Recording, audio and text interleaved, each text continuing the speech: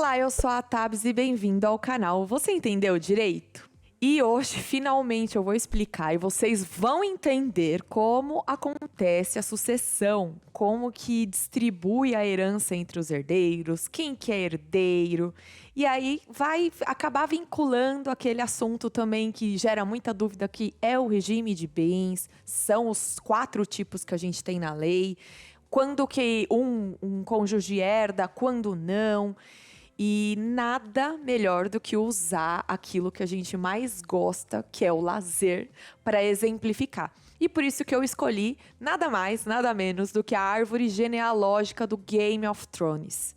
Para explicar bonitinho, numa situação bem assim, usando de analogia aos dias de hoje no Brasil, como que seria a distribuição da herança e quem poderia casar com quem. Eu viro um oba-oba. Aí no final do vídeo eu vou até me permitir a soltar uns extras aí de curiosidades pra gente fazer casos de família.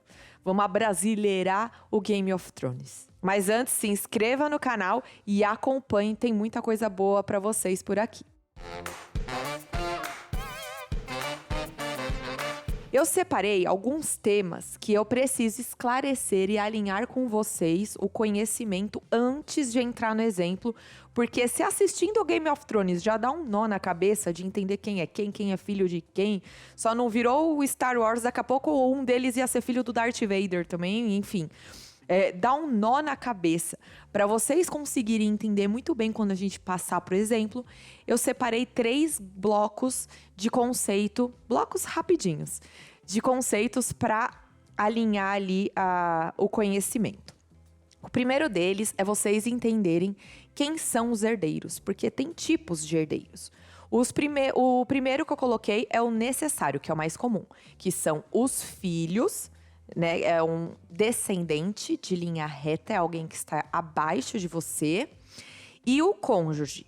O cônjuge, eu coloquei um asterisco ali, porque a gente já vai para o caso do regime de bens.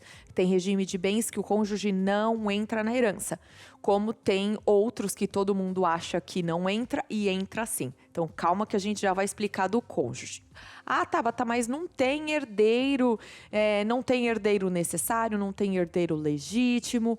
Aí tudo bem, acabar brigando ali na justiça para ter 100% da herança pro testamentário. Mas isso aí é de caso para caso, a regra é até 50%. Fiz uma colinha aqui, vou ticando junto com vocês. Vamos entrar pro detalhe do cônjuge, que é muito importante. O cônjuge, antes de partir para o regime de bens, ele só pode ser herdeiro se e somente se ele não tiver se separado do falecido ou da falecida, no máximo em 2 anos. Então, se dentro dos últimos 2 anos eles se separaram, o cônjuge entra. Se tiver separado mais do que 2 anos, aí o cônjuge não entra. Ou, se o cônjuge tem culpa na morte. E, por último, se for comunhão universal. Ah, mas comunhão universal não divide tudo? Por que esse é o único regime de bens que não tem herança para o cônjuge? E aí vamos pular para o nosso segundo bloco. Por quê? O cônjuge, na comunhão universal, ele é dono de metade de tudo. Logo, ele é chamado meeiro ou meeira. Ele não é herdeiro, porque necessariamente 50% de tudo já fica para ele. Os outros 50% que é distribuído entre os herdeiros. Então, ele não entra nos 50 dele, mais 50 de herança. Porque ele é como se tivesse um condomínio. Ele é coproprietário daqueles bens. Então, ele tem a metade, a outra metade ele não pode entrar como herdeiro. Diferente do regime de bens parcial, que é o mais comum hoje, que é a regra. É aquele que tudo que você tiver até o casamento é de cada um, dali para frente divide aquilo que for adquirido onerosamente. Nesse caso, o cônjuge ele é meeiro daquilo que foi adquirido depois do casamento e herdeiro daquilo que a pessoa tinha como bem particular antes. Então, ele entra assim como herdeiro e meeiro. Separação total de bens. Aí vem o pulo do gato. Separação total não tem direito a nada, nem a herança. Pera lá. A herança, sim, não tem meação, nem daquilo que foi adquirido antes ou depois, mas o cônjuge sobrevivente entra sim para a distribuição dos herdeiros. A única diferença é que ele vai distribuir igual com os demais herdeiros. Então, se tem 2 filhos, vai distribuir entre 3, como se o cônjuge fosse mais um filho. Mas espera que a gente já vai, por exemplo, vocês vão entender melhor. Por fim, tem participação final nos aquestos, que é o regime de bens menos conhecido, menos usado, porque ele dá um trabalho danado. Tem que fazer como se fosse um balanço patrimonial de empresa, sabe? Aquela coisa de ficar colocando entrada e saída anualmente. Tem que ter uma contabilidade muito assídua e não é muito praticável. Aí, como que funciona? Durante o casamento, cada um é dono do seu próprio nariz e dos seus próprios bens. É como se fosse a separação total de bens durante o casamento. Depois do divórcio, aí, ou na questão da sucessão, aí vira parcial de bens. Ou seja, só vai discutir o que é de quem, quanto cada um tem, depois que a união se romper, seja pela morte, seja pelo divórcio. Aí é como se fosse a comunhão parcial. Tudo que foi adquirido depois do casamento é dividido, tudo que era antes do bem particular continua do particular, não comunica. Ah, mas qual que é a diferença? Por que já não partilha tudo em vida? Porque quando você tem mais de um proprietário, você vai vender, você vai comprar um imóvel, precisa que todos assinem.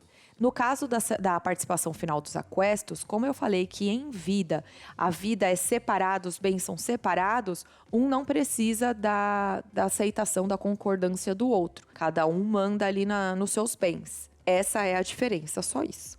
O que deu tanto buchicho num vídeo que a gente subiu no TikTok, no Instagram, que foi explicando sobre casamento entre primos e tios, que é o cálculo dos graus. Antes de ir pro Game of Thrones, para facilitar a nossa vida, né? Para não dar nó na cabeça de vocês, vamos usar uma árvore aqui genérica, tá? Aqui temos o vô, certo? É como se fosse meu vô. Aí embaixo do meu vô tem minha tia e o meu pai. Embaixo do meu pai tem eu e o meu irmão. Embaixo de mim tem uma filha. Embaixo do meu irmão tem um filho, que é o meu sobrinho. Do lado da minha tia tem a família dela também, certo? Deu para entender mais ou menos. Essa é minha tia, são meus primos e os filhos dos meus primos. Como que vocês calculam os graus? Unilateral pensa que é um sentido só. Colateral, mais de um. Lateral vai passando para os lados. É mais fácil de decorar assim. Quando você fala linha reta, é o que o termo manda mesmo. Pai, vô, bisavô, tataravô, filho, neto, bisneto e tataraneto. Quando for colateral, aí a gente vai contar assim. Eu não falei que eu sou esse serzinho aqui? Já tô até de cabelo branco aqui no negócio. Ó. Eu sou esse serzinho aqui, certo? Vamos contar juntos. Linha reta, linha reta. Pai, vô, filha. Colateral, como que eu conto? Você vai buscando o elo mais próximo com a pessoa. Por exemplo, eu quero saber qual é a minha parentalidade com o meu sobrinho, filho do meu irmão. Eu quero saber daqui pra cá. Como que eu conto? Eu subo pro meu pai. Então, é 1, do meu pai pro meu irmão. 2, do meu irmão pro meu sobrinho. 3, é meu parente colateral, porque eu mudei de linha, de terceiro grau. Aí, meu primo. Como que eu sei que seria isso aqui? Como que eu sei qual que é o grau? A mesma continha pro meu primo. Como que eu conto? 1, 2, 3, 4. Conforme você vai subindo e descendo os galhos da sua árvore genealógica, você consegue calcular qual é o grau do seu parente. E aí aqui o primo, ele é parente colateral, é um familiar colateral de 4º grau. Quantos risquinhos você contou? Ah, e aqui, o filho do meu primo, 5º grau. Filho do meu primo.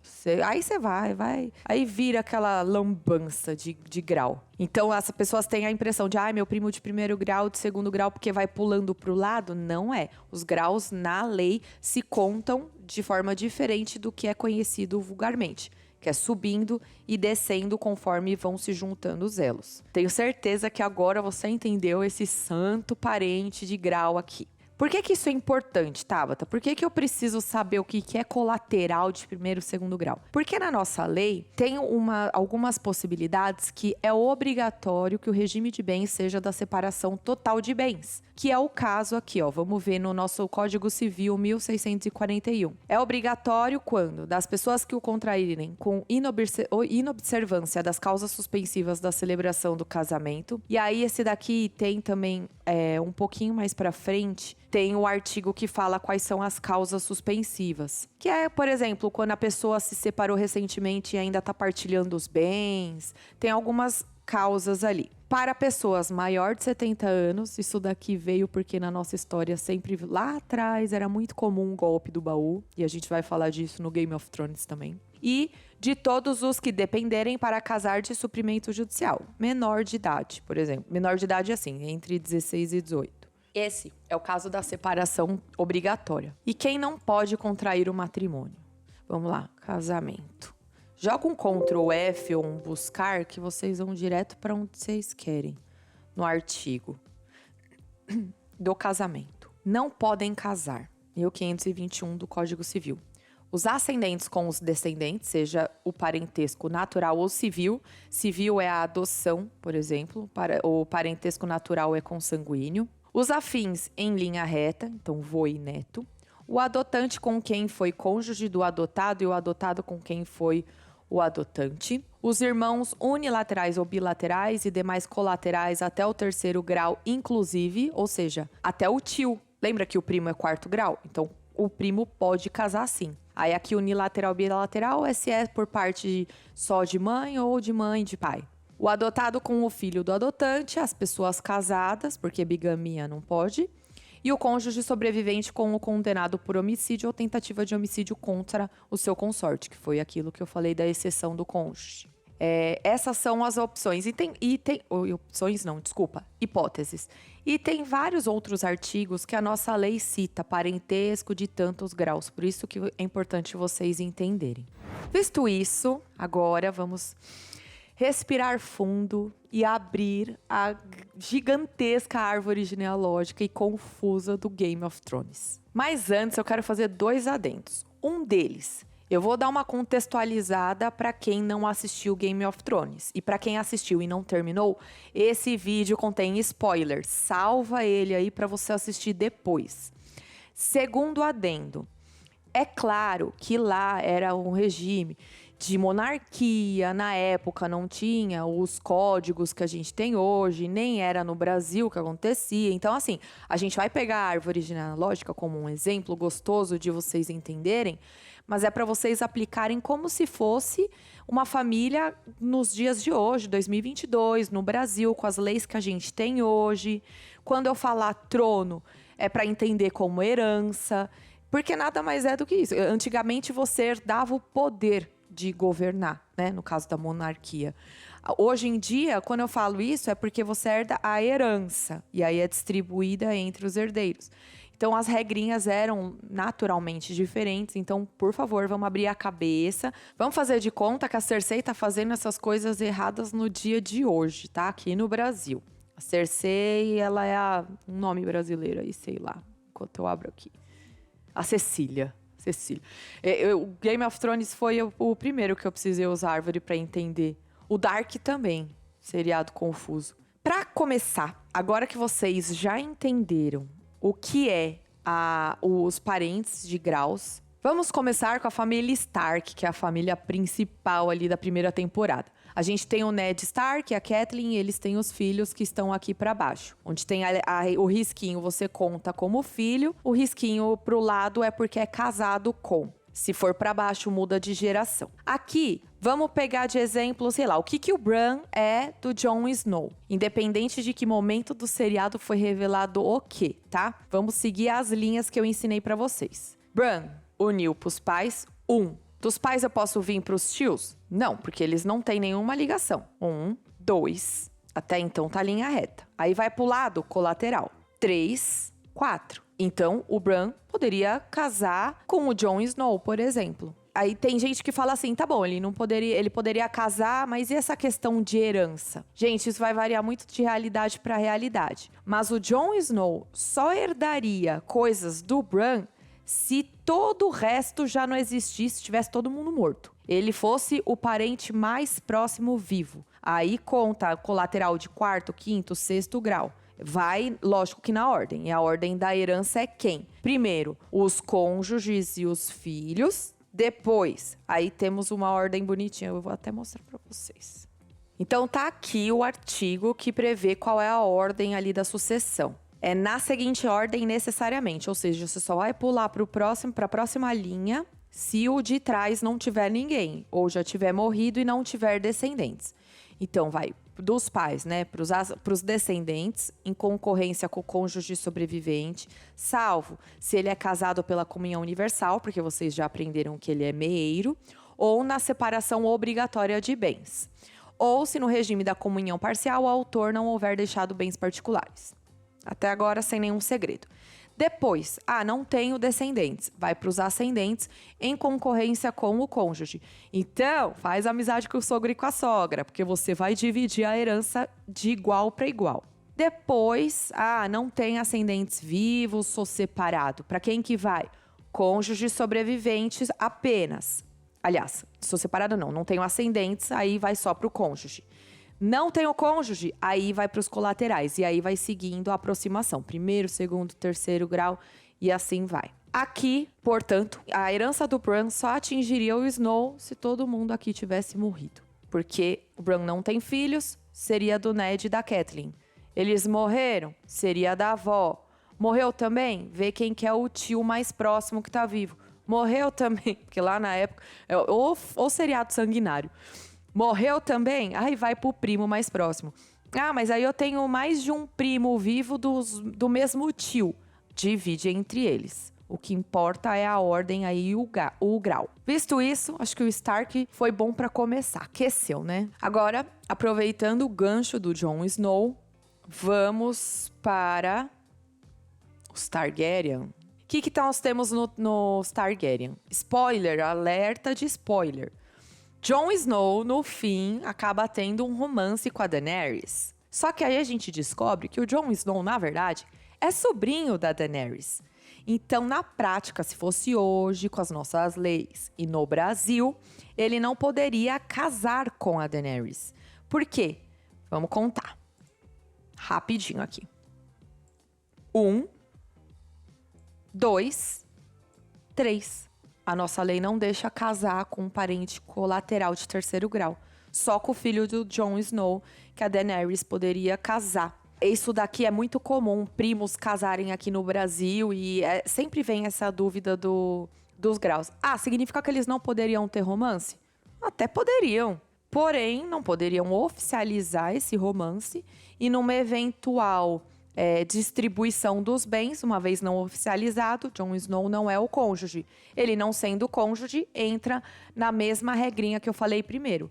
Primeiro vai ser pro Khal Drogo. O Khal Drogo morreu, não tem descendentes? Ascendente. E assim vai. O Jon Snow aqui estaria na fila como um parente colateral de terceiro grau. Aproveitando essa coisa de parente com parente, eu também trouxe aqui para vocês... os Lannister, que é o grande bafafá, que é da Cersei com o Jaime. O que acontece? Eles são irmãos, só que eles têm um romance, que no começo do seriado leva a crer que os filhos da Cersei é com o marido dela, que é o Robert, mas depois a gente descobre que é com o amante dela, que é também irmão dela, que é o Jaime.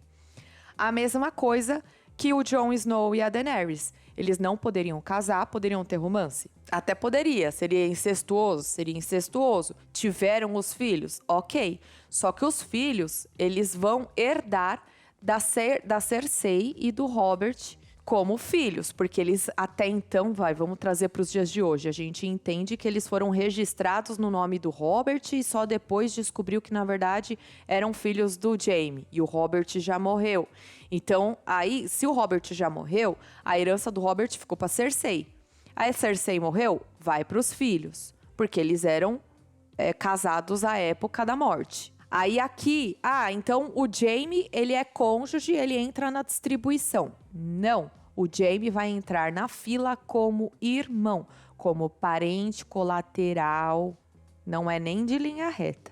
Parente colateral e é o último da fila.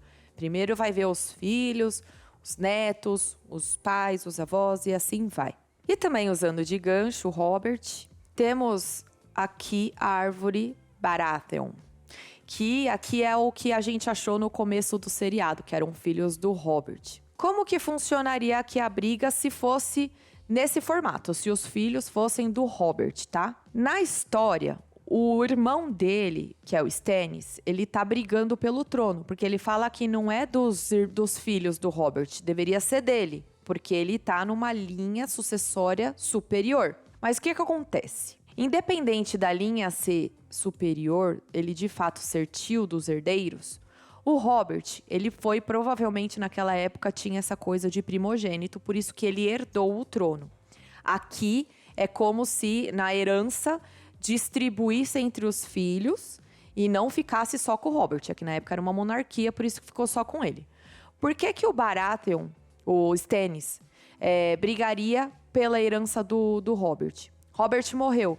Tem descendente? É dos filhos. O irmão dele só vai entrar depois como parente colateral. Então, ele não é o herdeiro do trono. Existe isso na história porque na monarquia tinha uma regrinha diferente. Mas hoje, ele não poderia brigar pelo trono / herança do Robert porque os filhos são vivos. Ou a cônjuge, ou os pais, e assim vai. Tem que necessariamente seguir a ordem do artigo lá do Código Civil.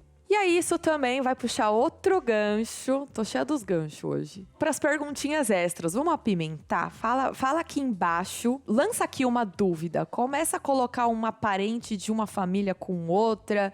Coloca aqui embaixo quais são as dúvidas que vocês têm. Falei de filho legítimo. Como que funcionaria com os filhos do Robert, se eles fossem ou não registrados? Primeiro, que uma vez que eles tenham sido registrados, eles só deixarão de ser legítimos a partir do momento que um juiz reconhecer que houve uma enganação, enfim. Só que isso afasta necessariamente a herança? Não, porque existe herança também por afinidade, que é o caso do padrasto e da madrasta, que você consegue provar um vínculo de parentesco por afinidade, que às vezes o padrasto faz mais o papel de pai do que o próprio pai. Tem essa questão dos filhos serem legítimos depois da morte, ou seja, descobre que tem filho só depois que morreu, e aí fazendo o teste de paternidade, provando o parentesco, o filho, ainda que seja bastardo, vai ter direito à herança sim. Essas questões, elas são muito interessantes no caso a caso, por isso que eu peço para que vocês deixem aqui embaixo. Mas não é o sangue que manda, não é o nome na certidão de nascimento que manda. Tem que ver todas as variáveis. Uma outra variável também, que é... Vamos aproveitar, vamos... É o caso da Sansa. A Sansa Stark, primeiro ela casou com um, depois ela casou com outro. Vamos supor que ela tem uma relação com o Tyrion, hoje. E aí eles se separam. Depois de 6 meses, ela entra numa união estável com Ramsay. E aí ela morre. O Tyrion não vai ter direito, e eles estão brigando no judiciário ali para fazer o divórcio. Ela está numa união estável com Ramsay. O Tyrion não vai ter direito à herança porque eles se separaram? Vai depender do regime de bens, para vocês entenderem se ele entra como cônjuge ou não. E também tem aquela regrinha dos 2 anos de separação. É recente, em regra.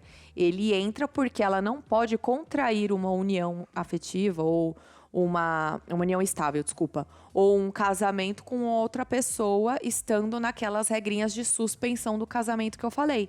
É uma das hipóteses para não poder casar. Então, o Ramsay não vai ter direito. Quem vai ter direito é o Tyrion, a herança da Sansa. E aí, gente, se deixar, eu vou ficar aqui falando brigas de família. Então, eu prefiro que vocês coloquem dúvidas e sugestões até dessas historinhas legais aqui embaixo para eu fazer outros vídeos explicando para vocês como que funciona a árvore genealógica dos nossos amados personagens. E se você gostou, deixa o seu like, se inscreva no canal, siga a gente no TikTok, no Instagram e me responda aqui embaixo. E aí, você entendeu direito? Até a próxima!